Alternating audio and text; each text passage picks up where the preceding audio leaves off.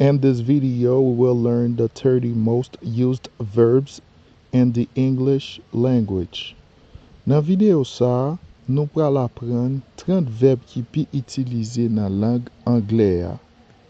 Let's go, guys. To eat, manger. To walk, marcher. To drink, boire. To work, travail. To speak, parler. To talk, parler. To take, prend. To write, écrit.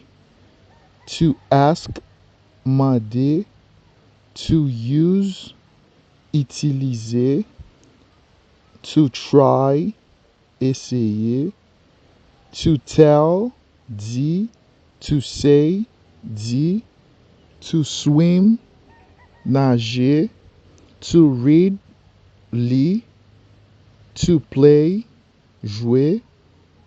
To sleep, dormir. To see, voir. To show, montrer. To do, to make, faire. To learn, apprendre. To look, garder.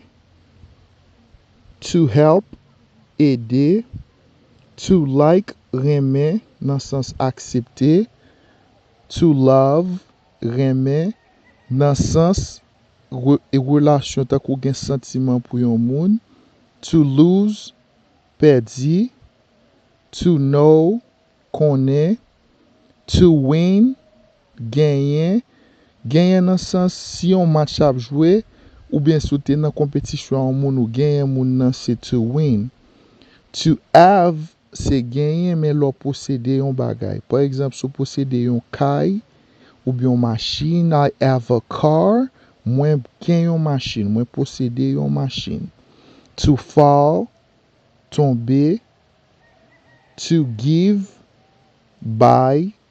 To feel, senti. Merci parce que nous te suivi vidéo ça. M'a dit nous merci parce que nous continuons supporter channel là. Continuez partager vidéo yo, commenter et puis like. Merci, à la prochaine.